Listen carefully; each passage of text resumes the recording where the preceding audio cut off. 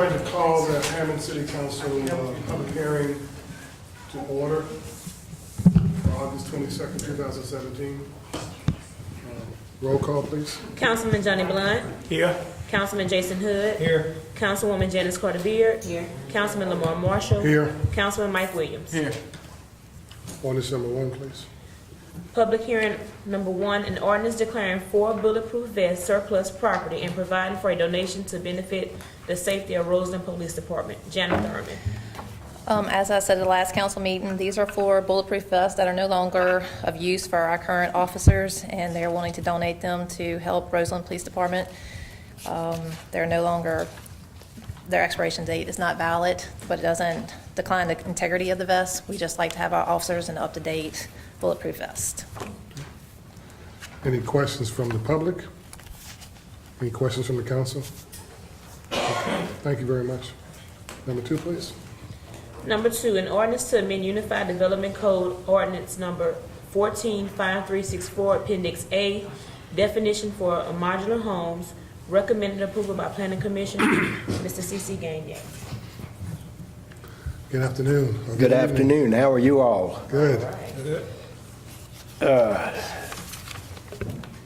Does anybody have any questions? Yeah, could you give us an explanation, because I know there's going to be some questions, and I think just can you kind of go over again the purpose of why we're doing it and how we're going to differentiate between modular and trailers, Okay. the conversation, so we can get that out to the public. All right. The major part of this is to introduce a change. We have a no chassis modular building, which is brought in on a trailer, picked up, and set in place. Then we have a chassis, modular building with a chassis which has wheels and can be brought in and set in place. We've also added into the modular that this building has to have a minimum of a 4 and 12 pitch roof, and it has to be contiguous with the building. In other words, you're not going to be able to build the building without, you're not going to haul it in with the roof on it, basically, because it becomes too high to transport, even with an 8-foot height walls. And of course, we still have the mobile home, which has a chassis. So we're going to allow, I guess the question is, are you asking us to approve allowing a modular home to have wheels? No.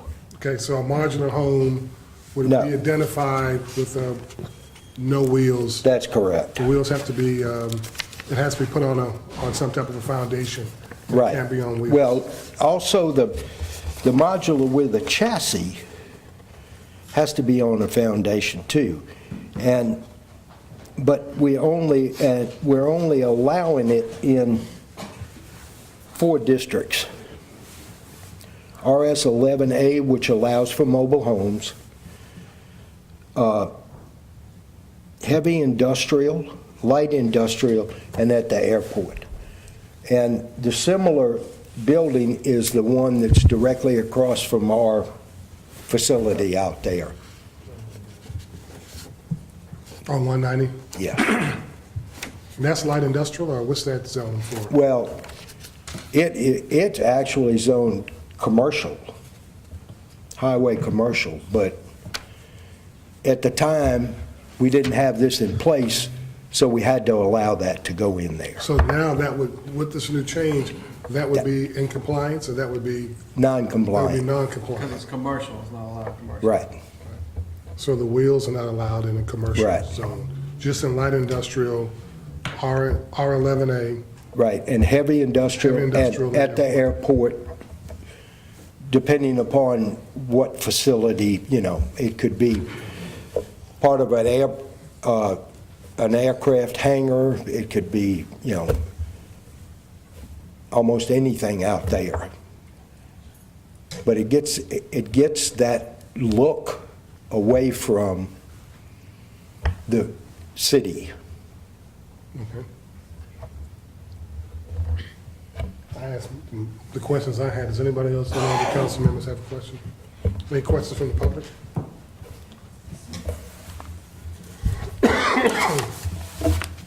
My name is Louise Bostick, 112 Elm Drive, and I was reading these definitions, and I see a definition that says, "A structure transportable in one or more sections which is designed for use only with a permanent slab foundation and which uses standard sheathing, roofing, siding, electrical, plumbing, and heating systems which comply with the city's adopted building codes and which is approved by the state fire marshal." And I read a second definition: "A structure transportable in one or more sections which is designed for use only with a permanent slab foundation and left on an integral chassis undercarriage which uses standard sheathing, roofing, siding, etc., which is approved by the..." And my question is, how are these definitions different? Why is a modular with chassis not simply a mobile home? Repeat the question. I just was reading the definition Okay, of all a right. mobile home, of a manufactured mobile home, and a modular home with chassis, and I can't There see is the no- difference. There basically is no difference between those two. Why do we need the second definition? Because we refer Why don't you come to the in the code. Susan, would you mind coming to the podium? Oh, no, not at all. In our UDC code, we refer to mobile home, we refer to modular, and this will put the two of those almost synonymous with one another. If it has a chassis, but usually a modular home has more than one piece. A mobile home is one unit. It can be two, it can be a double wide, but in most instances, when we refer to a mobile home, we're talking about one unit. So a modular home could be in a mobile home designated area, but a mobile home cannot be where a modular home is going to be moving to. Like, for instance, you can't have a mobile home in commercial, airport, or light industrial. Just in R11A. Yes, that's the way the definition is. is that correct? Right, Am I saying that is right? correct, yes. CC, aren't there differences also in their standards of manufacturing? The modular home meets our residential building codes, Right. and the mobile home Does does not. not. That's just HUD standards for livability. Right. So how will this address the accounting service on Church Street that has the mobile home as the office? Actually, I don't know how that got placed there, Pete. I wasn't here. Because that, would be grandfathered in, would it? I don't think so. And again, I say, I don't know why it got put there or how it was allowed. We need to address that. Does that answer your question? It's pretty muddy, but I guess that We're just trying to differentiate. Would you come back to the podium so we can talk to the mics so they can hear you, Yeah. so the audience can hear you? We're trying to differentiate between three types of buildings. We have a modular building with a chassis that comes in with the wheels hooked to it, and we have only allowed it in 4 districts. Right. We have a mobile home, which we only allow in 1 district, Right. and then we On have... the ones that are grandfathered. Right, Ones that are grandfathered. right. And then we have the modular with no chassis, which is really seriously a home, just like Which can you go would into a stick residential build. district. Okay. Right, right. Okay. one other question. Yes, ma'am. We've just recently approved a mobile home double wide on Mississippi Street that seems to be a modular home with chassis. Well, again, they're not actually manufactured or constructed as a that meets all of our building codes. It meets HUD's, but it does not meet ours, or the building code, the UD. To be very, yeah. IRC. It's already zoned for mobile homes, right? Do what? No. That was a variance that we did for that Right. particular, that was a variance for that particular lot. Now, does it have mobile homes in the areas? Yes. But that particular lot was not, we did a variance for that, for that particular person. Right. Right. That was a variance. But under this definition, would that be a mobile home or a modular home with chassis? Without looking I'm at, trying to explain why I'm confused. it's a mobile home, okay? The Yeah. double-wide mobile home Right. is, and then we have the modular, which Which is is different. also on a chassis, but it meets the residential code. Codes. That's the The difference. IRC, which is the International Code Congress, which produces the International Building Code, the Residential Code, and 13 other codes that actually you can adopt. We have not adopted all 15 codes, but there are a ton of them when you look at the amount. One other question, I'll stop. And is this definition of a modular with chassis taken from a broader code such as Louisiana or international or national or? That with a chassis is, I think that we created that code. I think when they wrote the UDC, they actually wrote that code, okay? All we did was just separate out the modular with no chassis and would allow it anywhere in the city. And that's the reason for the modular with no chassis. But there has not previously in our code been a modular with chassis. Tracy, isn't that in the UDC now? Yeah, but it doesn't say chassis. Right, it just says modular building. So I guess this is my confusion. So, Cece, one other question since we're talking about it. Could you explain why you wanted to expand modular with chassis? What's the?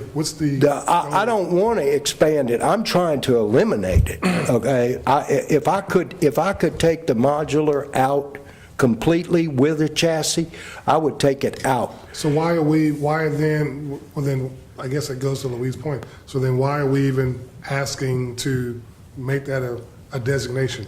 Because they exist, they are manufactured, and to my knowledge, you can't exclude them. Okay. Just like you can't exclude mobile homes. You have to have an area within the city that you can place these. Right. And if you don't allow that, then that leaves us open for a lawsuit for somebody to come in and say, well, I want to put it there. And Audrey, we've confirmed that. We've confirmed that conversation on the fact that we have to allow for modular homes on chassis. I've been asked to address that. Okay. So should we get that clarified to verify that that has to be Well, what we do?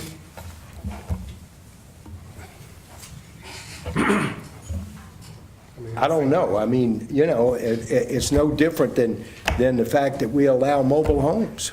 And I went through this mobile home thing 15 years ago, 16, 17 years ago. We excluded them completely from the city. Well, they still have them, and because I believe at some point there was a lawsuit brought by somebody that we couldn't exclude them. I mean, I can probably go back in my records and find it. That was before my time. Yeah, oh, yeah. Does anybody have any questions? Any questions?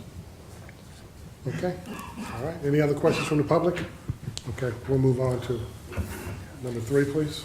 Number 3, an ordinance to amend Unified Development Code Ordinance Number 145364, Article 8.1, Hammond Historic District, Section 812, to amend recommendation and appointment of members. Recommended approval by Zoning Commission. Lacey Landrum. This is the change brought forward to the council that was requested by the council to make sure that the process that we use to appoint members of the historic district matches the recommendations from the state entity that controls that. We made one change during planning and zoning, and that's kind of outlined. That's why part of it's in the red and then the rest of it's in the blue. We did not intend to take out the one qualified architect position that serves on that commission, so that was the one change that was made at planning and zoning, was to recommend to put that back in. We were just emphasizing the state's language as a whole. So this is the new language that we're going to be using in the blue plus the red. Yes, the language is all there. The parts that are stricken out are the parts that we would be removing, and then the entire thing would read, with 7 commissioners appointed by the mayor, a majority vote of the council. All commission members must have a demonstrated interest, competence, or knowledge in historic preservation. That was already the intent that was there prior. At least one member shall be a qualified architect. That was also in the prior. The city should make a good faith effort to appoint professional members in these disciplines. That was also there prior. The city shall advertise any vacancy in the officially designated city newspaper and request nominations for appointment. That is the new part. Okay. Any questions from the council? Any questions from the public?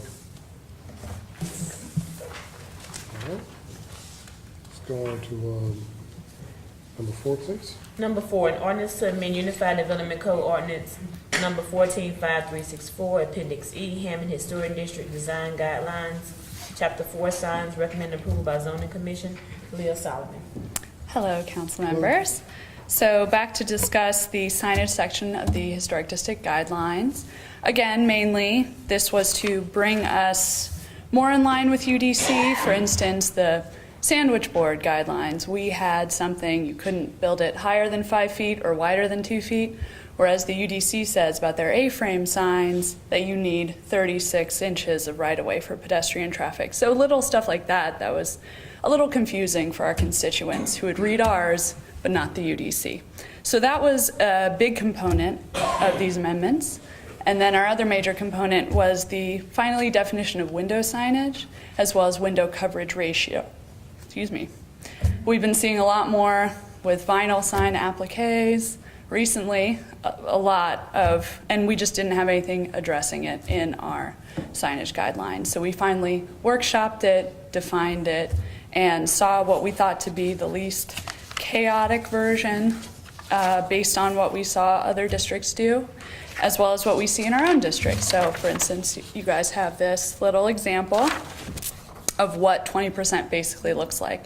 And that's in conjunction with the classic decorative door window sign and all the necessary business information. You know, it's purely extra window signage at 20%. And those were our main changes. I didn't get, was there like a compliance date on there once, if this passes? Yes. We're giving 30 days from approval for everybody to document so everything can be grandfathered in, especially because we also added that everything 1 foot on the interior is technically a window sign if its intention is to advertise to the street, to pedestrian traffic or car traffic. So like those neon signs, keep those. We just want to make sure we get that documented so we know from this point forward that those are in compliance with our old guidelines and therefore they're allowed. Okay. Any questions from the council? Have you had any feedback from the business owners, any pushback or anything? Mostly just from the sign guys. So we have, of course, Kim Dixon at Sign Designs and More, who I think is marginally satisfied. Is Kim here? Is Kim here? Oh, no. Well, I was hoping he would come because we did work a little with him in our last meeting because he was concerned over the 20%. But then, of course, there's Trevor at Arms Signs who said 20% seemed like a great ratio because it still helps with the interaction of the district. You know, you want to be able to see into these shops and window shops, so you want to make sure you have a good amount of opacity in that window. So, no word from business owners. We tried to get the word out there, but Okay. Any questions from the public? Okay. All right, thank you very much. thanks. Order number 5, please. Number 5, an ordinance to accept an easement from White Investments, Inc. for drainage improvements in Whitmore subdivision. Chuck Spangler. Can we have Webb instead? Do we have to have Chuck? You can. This is a, We'll accept you, Chuck. well, he wasn't here last time when I was introduced, so I got my name stuck on it. Thank you, Lacey. Or Tracy, whoever was responsible. This is the right-of-way to put in drainage outfall along Laura Drive in Whitmore Estates, and Mr. White has graciously consented to donate this right-of-way in exchange for us installing some type of flow prevention for the backwater coming back from the channel into the, you don't want to know all that, but anyway, we do have a donation. This is a servitude. We don't own the property. We'll only have the rights to lay a storm drain line in there and to maintain it. And since it is an acceptance of a piece of a right over a piece of property, we have to do by ordinance. Okay. Any questions from the council? Question from the public? Come on up, Louise. Louise Bostic, 112 Elm Drive. In the 80s, that Whitmore flooded dramatically. Remember, they had boats everywhere, and so they went in and cleaned out those canals. It's Whitmore Drive runs along, and then there's one street, and then the canal. And when they cleaned those out, there was no more flooding. Have those become clogged again, or is there building that is causing additional problems? Because my daughter lived out there, is the reason I know about it, and we have friends who live in the apartment. The canals are in excellent shape. We don't have time to discuss what caused the flooding. Oh, I mean, all in right. a I couple appreciate hours and we that. could I talk it appreciate over. We have had a number of meetings on that subject. But Punch Little Creek is the main one. It's perfectly clean. W2L7, which is the canal that this pipe will tie into, we've walked it. It's clean. There's no vegetation. There's no trees down. There's no beaver dams. It's a lot of downstream problems, and it is additional development. So we're just trying to, and plus the subdivision was built at a time when the drainage requirements are very loose, I would say. There was only a 10-year design storm, and now the city has a 25-year design storm requirement. The parish has just recently adopted a 100-year design storm. So we're basically trying to retrofit a subdivision that was built to much lighter standards, and it's expensive, and there's a lot of options we're trying to pursue. I wish we could raise every house in there a foot and save all this money, but that would probably be a lot more than what we're spending on drainage. So, Okay, thank you. Any other questions? I just said thank you. Okay. All right, well, that will conclude the public hearing. So we'll go right into our regular session. Roll call, please. Councilman Johnny Blunt. Here. Councilman Jason Hood. Here. Councilwoman Janice Carter Beard. Here. Councilman Lamar Marshall. Here. Councilman Mike Williams. Here. Councilwoman Beard, would you lead us in the prayer, and Council Williams, would you do the pledge? Once again, O Heavenly Father, we have gathered here to do the business of the city of Hammond. We pray, O Heavenly Father, that we do everything that is pleasing in thine sight. We pray that we are fair, that we listen, and that we do everything to improve the lives of each citizen. We thank you, O Lord, for all that you're doing in our lives. And we thank you and ask blessings upon the city of Hammond, the parish, the state, and the United States of America. These and all blessings we ask in the name of your precious Son, Jesus. To God be the glory. Amen. Amen. I would invite all veterans and active military to render a proper salute. I pledge allegiance to the flag of the United States of America and to the republic for which it stands, one nation, under God, indivisible, with liberty and justice for all.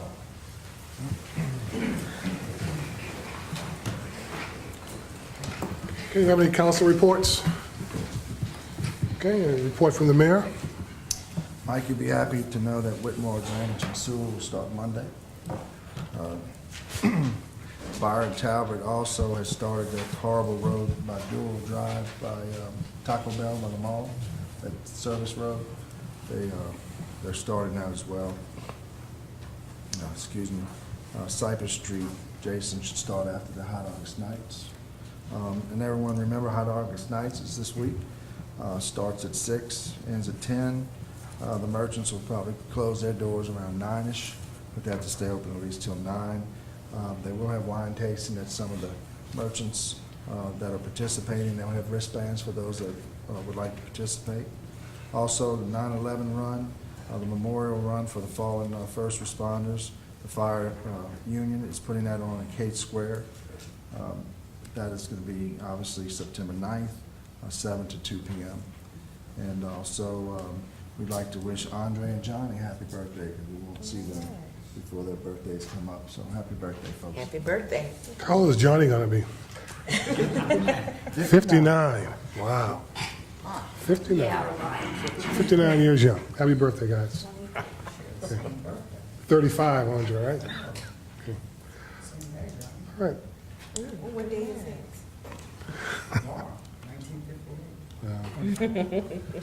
Any new businesses in the audience want to be recognized before we move on?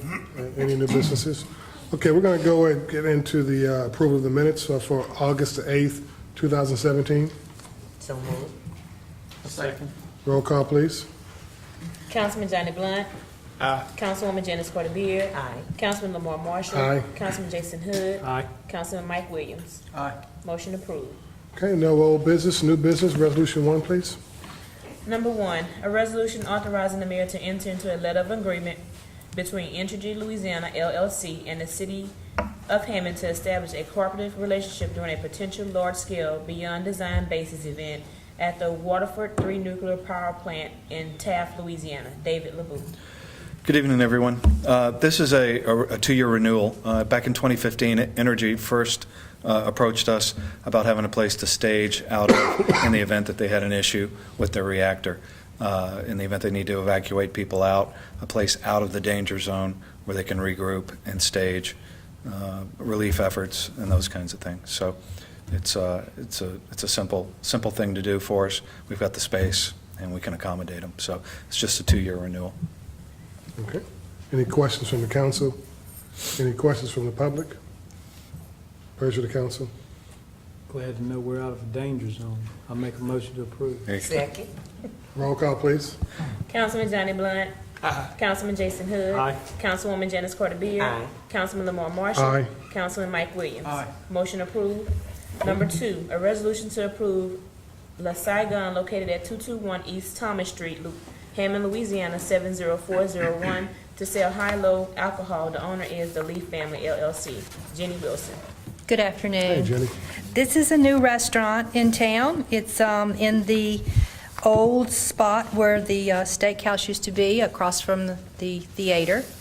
And they have met all the requirements the city has required them to do and all their inspections. It's going to be, I believe, a Vietnamese food restaurant. And the owner is here this afternoon if you have any questions. But we're requesting that it be approved, and she has met all requirements. Okay. Can you come up, please?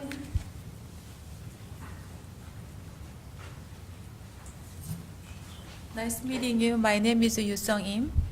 Give us your address for the record, please. 221 East Thomas Street. Okay. Okay. Any questions from the council? Questions from the public? I have a question. When will those little egg rolls be available? They're about that long, the size of my thumb. Please come tomorrow, grand opening. I will give you. So when is your grand opening? Tomorrow. Tomorrow. Yeah, ribbon Awesome. cutting, 11 o'clock. Awesome. Okay. Okay. So do you have tiger salad? Salad? Tiger salad. Yeah. Oh, good. We have a lot of greens. Okay, you'll Yeah, see for me. healthy. Uh-huh. It's spicy? There's some spicy menu, but most of them not spicy. I won't spicy. All right. You can ask for more spicy though. Okay. All right. Pleasure of the council. Thank you very much. Good luck to you. Thank you. Make a motion to approve. Second. Roll call, please. Councilman Johnny Blunt. Councilwoman Janice Carter Beard. Aye. Councilman Mike Williams. Councilman Lamar Marshall. Aye. Councilman Jason Hood. Aye. Motion approved. Okay. Thank Number you. 3, a resolution to purchase 9 2018 Chevy Tahoes for the police department from Jerry Lane Chevrolet in the amount of $285,971.23. Janet Thurman. This is our annual purchase where they update their fleet to phase out their outgoing aging cars. This was approved in their 2018 budget. The funds are available in their millage account, so we're just asking approval to make the purchase. I will let you know we did reach out to Ross Downing. They were not able to come close to the state contract price. Okay. Thanks for giving us that information, too. We appreciate that. Okay, any questions from the council? From the public? Pleasure to council. Motion approved. Second. Roll call, please. Councilman Johnny Blunt. Aye. Councilman Jason Hood. Aye. Councilwoman Janice Carter Beard. Aye. Councilman Lamar Marshall. Aye. Councilman Mike Williams. Aye. Motion approved. Number 4, a resolution to purchase one 2018 Chevy Express 12-passenger van for the police department from Jerry Lane Chevrolet for a total of $27,137.60. Janet Thurman. This is a van that they will use to transport the inmates. Again, this is on state contract. We did reach out to the local dealers, Ross Downing and Bill Hood. Neither one of them come to this price. The funds are available in the millage account, and it was approved in the 2018 fiscal budget. Any questions from the council? Yes. When y'all get that new vehicle, wear it out on Harvey Street, picking up paper. They get that worn out picking up paper on which street? Harvey Street. They're gonna make it their first stop. Is that a motion? Second. Roll call, please. Councilman Johnny Blunt. Aye. Councilman Jason Hood. Aye. Councilwoman Janice Carter Beard. Aye. Councilman Lamar Marshall. Aye. Councilman Mike Williams. Aye. Motion approved. Number 5, a resolution supporting the submission of $17,992 federal justice assistance grant application to purchase computer forensic hardware and software for Hammond Police Department.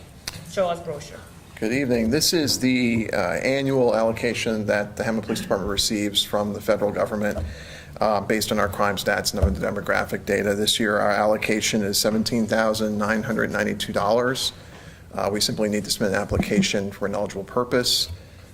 We've talked with the police department, and the chief in particular, and what they would like to use those funds to purchase is computer forensics hardware and software.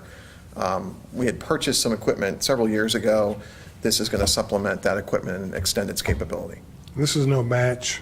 There is no match. This is No match. 100% funding, no match required. Okay. Any questions from the council? Questions from the public? Pleasure to council. So moved. Second. Roll call, please. Councilman Johnny Blunt. Aye. Councilman Jason Hood. Aye. Councilwoman Janice Carter Beard. Aye. Councilman Lamar Marshall. Aye. Councilman Mike Williams. Motion approved. Number 6, a resolution authorizing the mayor to approve the addition of up to 18 contract days to State Capital Outlay Project 50-MB915-02, Gateway to Hammond, Phase 1, planning and construction if necessary due to weather and if approved by state. Charles Brochure. This is a proactive measure. This is the same project that we brought to the council about 3 council meetings ago, I think. You guys approved a change order that added 30 days to the contract, added about $18,700 for the painting of the overpass girders, which has begun. If you've been through the area, the yellow is finally going up. We realize that the new contract end date, September 12th, there are no council meetings between now and then, and with the weather we've been having, we just wanted to be careful about not eliminating the possibility, if we needed to extend the contract because of some weather delays. The 18 days would take us to the end of the month. Right now, progress is being made, and we are hoping we won't have to use this, but if we do, like I said, we wanted to make sure we came to you tonight because there won't be another opportunity. Looks good. Okay, any questions from the council? Yes, sir. Is this only the painting, Charles? This is only for the paint? No, this is for the entire project. So if there's a weather event that would delay pouring of concrete or brick columns or painting or landscape or whatever it might be, we want to be able to give those extra days to the contractor. We would still have to go to the state DOTD, State Capital Outlay section and get approval, but there will not be another council meeting to do that after This is tonight. part of the stuff inside the roundabout as well? Correct. There's landscaping inside the roundabouts. So when is the contract end date, just out of curiosity? September 12th. They poured the concrete for the central roundabout yesterday. They're pouring the concrete for the southernmost roundabout on tomorrow. They're going to start the brickwork on those two and hopefully complete that, if not this week, next week. They've been planning, the painting is underway. They're kicking in a high gear to get to that September 12th deadline. Yeah. So if we have to use these 18 days, does that extend the amount of money we spend? This would be, there would be no money associated with it, it's strictly days. Any questions, any other questions from the council? Any questions from the public? It's the pleasure of the council. Motion to approve. Second. Roll call, please. Councilman Johnny Blunt. Councilman Jason Hood. Aye. Councilwoman Janice Carter Beard. Aye. Councilman Lamar Marshall. Aye. Councilman Mike Williams. Motion approved. Thank you. Thank you, Charles.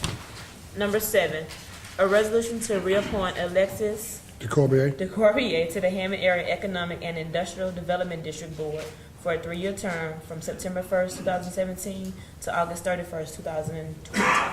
Mayor Panapinto.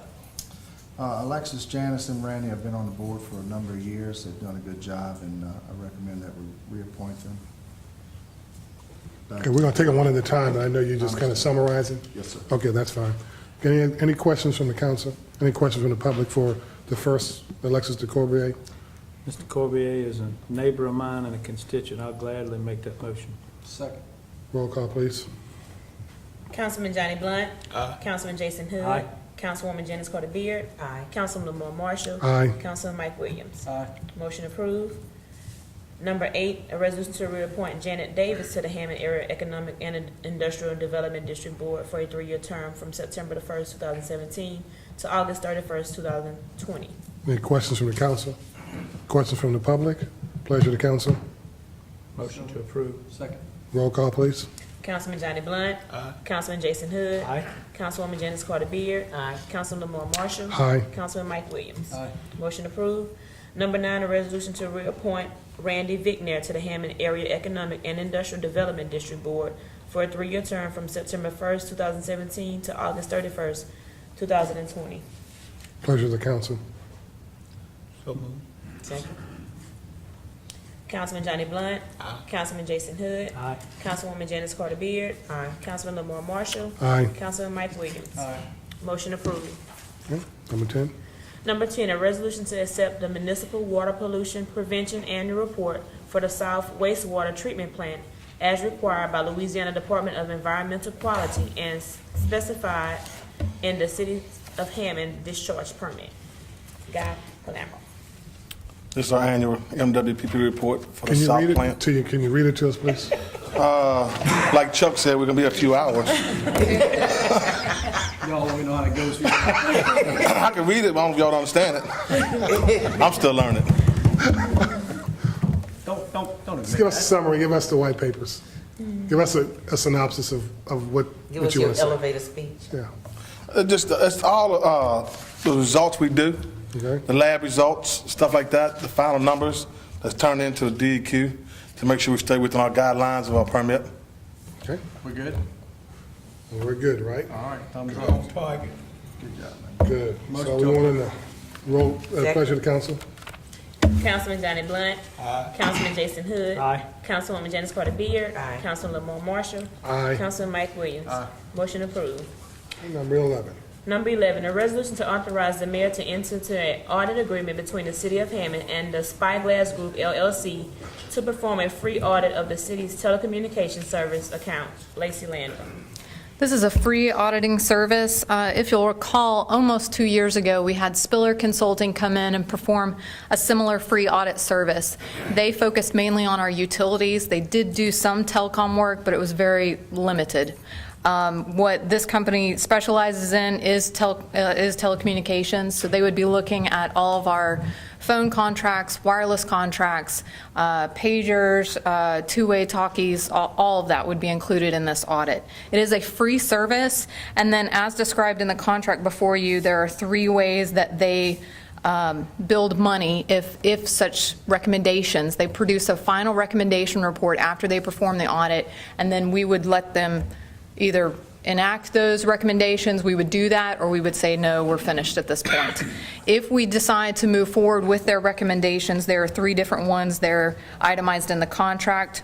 One is called 50% of cost recovery. What that means is that if money was actually refunded to the city due to an overage from one of those companies, then 50% of that would go to Spyglass for performing the audit. 50% would be savings to the city. So we would see 50% of that savings immediately. And a second type is service elimination savings. If Spyglass recommends to remove a fee or a tax or some kind of charge, then that's what is covered in that. They would receive basically what we had budgeted for the year. So we wouldn't see city savings for that until next year. They would receive the full savings of that for the annual year. And then the third one is cost reduction savings.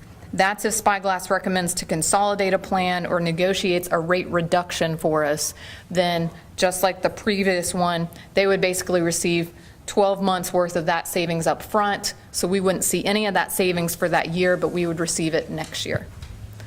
And we have to accept the recommendations. That's correct. That's correct. So what would happen is this contract allows, it's you giving them permission to perform the free audit. I guess what I meant, will the Yes. administration come back before the Yes. council to accept those? Just like what we did with Spiller Consulting. Right. We came back with that recommendation report. Y'all reviewed it, said, yes, let's do that, and we enacted And the those. second question is, we're not staffed to do that work. And so the reason why we're going out outsourcing is because we do not have staffing to do that. Correct. We do not have an auditing expert in the telecommunications field. This would be a cost savings to the city to do this. They also did perform work for both Tangipahoa Parish Sheriff's Office and for Tangipahoa Parish government. So they come highly recommended as also doing work in our parish. Okay. Approximately, what was the last cost we saved with the other group? In the last savings, it was really kind of nominal. It was $12,000, right around $12,000 total that Spiller found for us. So I'm not counting on this being a big amount of savings, but if it ends up being $10,000 or even $5,000, that's $5,000 we didn't have in the city budget. So, Okay. Any questions from the council? Any questions from the public? It's the pleasure of the council. So moved. Second? Roll call, please. Councilman Johnny Blunt. Councilwoman Janice Carter Beard. Councilman Lamar Marshall. Aye. Councilman Jason Hood. Aye. Councilman Mike Williams. Aye. Motion approved. Number 12, a resolution to approve the fire department purchase of a 2018 Sabre pumping truck from Sidons Martin Emergency Group LLC in the amount of $420,325, state contract number 4400005961. Janet Thurman. This is on state contract. The original purchase of this pumper truck was actually $433,325. We have opted to take a prepaid discount of $13,000, which the company will provide us a performance bond to protect the city. Okay. Any questions from the council? Questions from the public? Pleasure of the council. Motion to approve? Roll call, please. Councilman Johnny Blunt. Councilman Jason Hood. Aye. Councilwoman Janice Carter Beard. Councilman Lamar Marshall. Aye. Councilman Mike Williams. Motion approved. Final adoption of the ordinance. Final adoption of an ordinance declaring 4 bulletproof vest surplus property and providing for a donation to benefit the safety of Roseland Police Department. Motion to approve. Second. Roll call, please. Councilman Johnny Blunt. Councilman Jason Hood. Aye. Councilwoman Janice Carter Beard. Councilman Lamar Marshall. Aye. Councilman Mike Williams. Number 2, final adoption of an ordinance to amend Unified Development Code Ordinance 14-5364, Appendix A, definition for modular homes, recommend approval by Planning Commission. Just have one question. I don't know if the mayor wants to comment on, do we want to give our legal department a chance to verify that that works?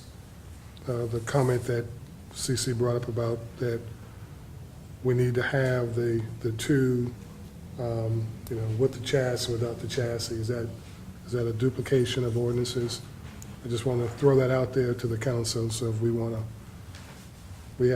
it's not an emergency, is it, CC? We don't have to, you still here?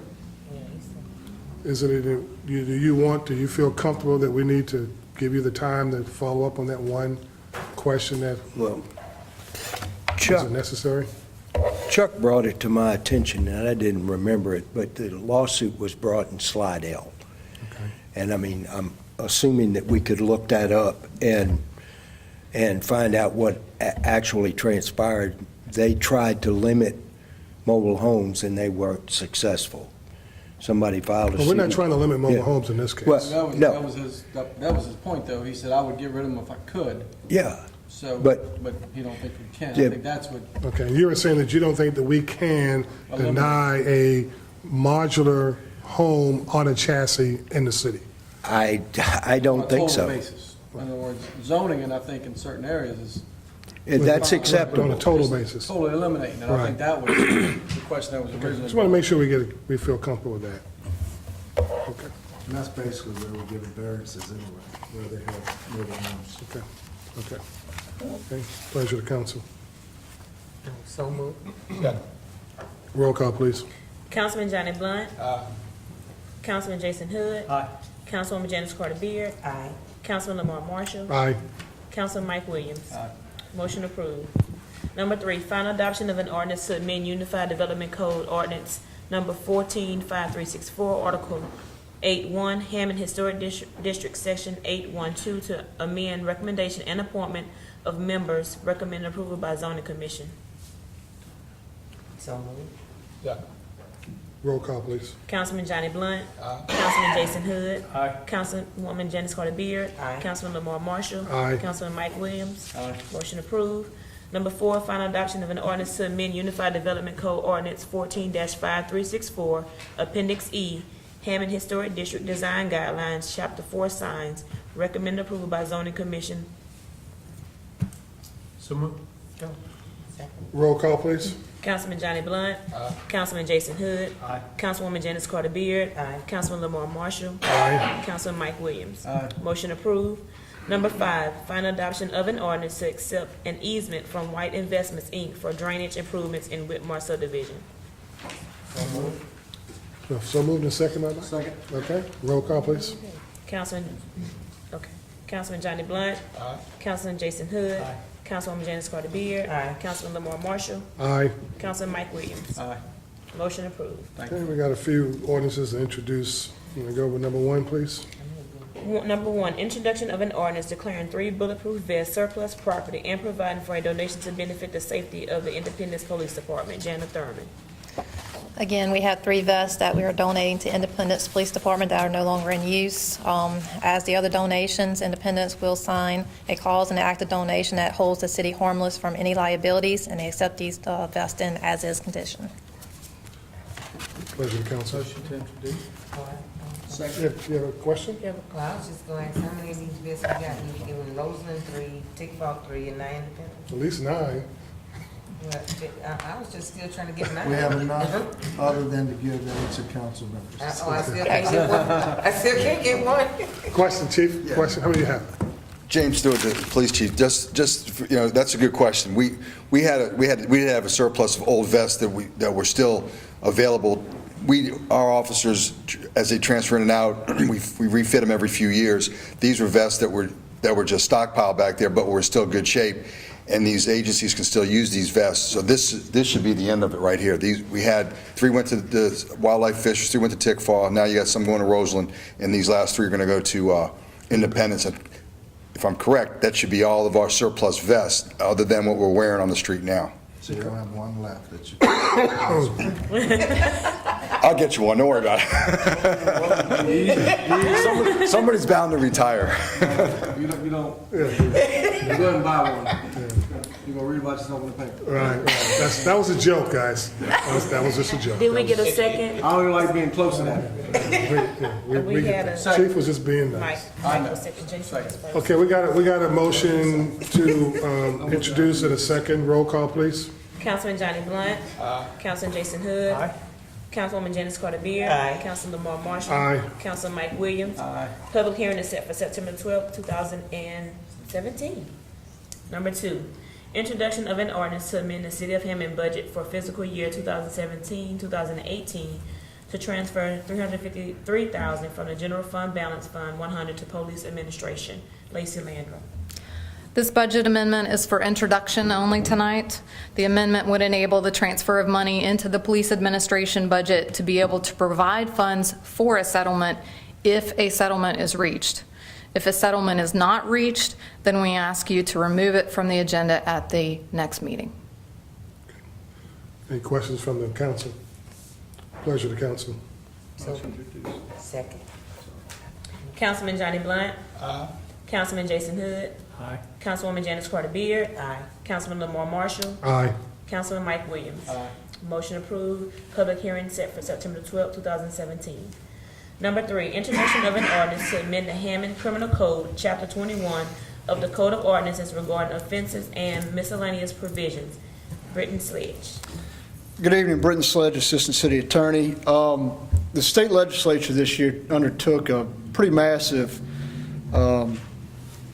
rehabilitation of the criminal laws of the state, the stated purpose of which was to reduce the large jail population of the state. Whether or not those changes are going to succeed are up for debate. But most of those changes don't affect ordinances that we enforce in the city of Hammond. However, a few of them do. The majority of the changes that this ordinance would make would be to increase the threshold of the theft and associated offenses like property damage, unauthorized use of movable, and possession of stolen things up to $1,000. So anything over $1,000 would be prosecuted as a felony in district court. Anything under that would be prosecuted. Here in the city right now, that threshold I think is at $750. So we didn't have it, if anything, if an $800 item was stolen, there really wouldn't be a good place to prosecute it. So that's what the majority of these changes would do. And the majority of the actual crimes that it would affect would be theft-related charges. And then we're amending our marijuana statute to include synthetic marijuana and bring it in compliance with the state statute and change the offenses. The main change to the marijuana offense would be anything under 14 grams is only punishable by 15 days in jail and a $500 fine, which is the state law. And also, this ordinance would remove some ordinances from our criminal code. They're all specialty theft charges.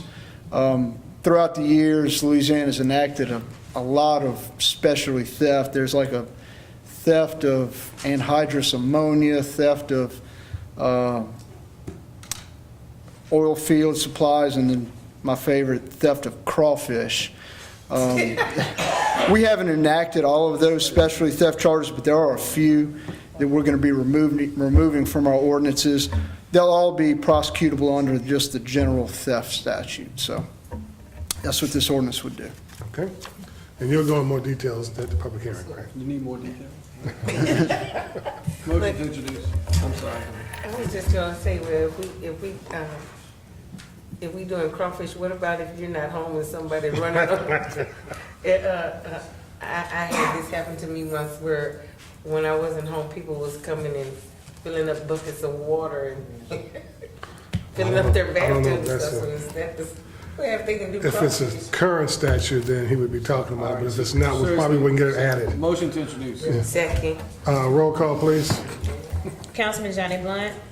Councilman Jason Hood. Aye. Councilwoman Janice Carter Beard. Aye. Councilman Lamar Marshall. Aye. Councilman Mike Williams. Aye. Motion approved. Introduction, you have to give us the public hearing date, you didn't say that. I'm sorry, September 12, 2017. All right, thank you. Okay, before we adjourn. Yes, go ahead and read the next other. Okay. Number 1, discussion of the case entitled Roddy Duval versus City of Hammond and Hammond Municipal and Fire Civil Service Board, docket number 2015-0000-382, 21st Judicial District Court, Tangipahoa Parish.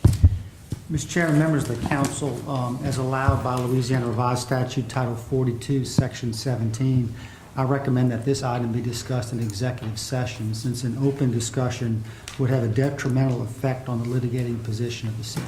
So I recommend that There's a motion and second to go into executive session to consider this item. Well, I'll entertain a motion from the council to go into executive session. So moved. Second. Roll call, please. Councilman Johnny Blunt. Councilman Jason Hood. Councilwoman Janice Carter Beard. Councilman Lamar Marshall. Aye. Councilman Mike Williams. Okay, we're in executive session.